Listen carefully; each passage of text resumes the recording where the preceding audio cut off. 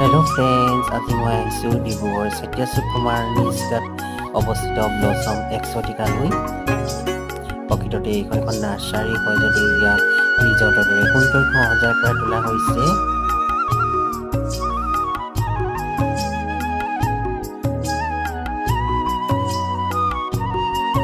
ইয়াত আপোনালোকে সকলোতে ফুল দেখা পাব, আনকি পুখুৰী পাৰতো ফুল দেখা পাব।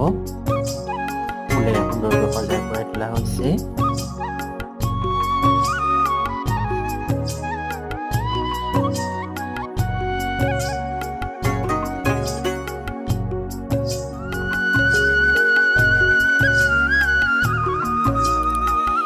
ইয়াত আহি ভাল লাগিল আৰু দিনটো এনেকৈ পাৰ কৰি দিলোঁ আজি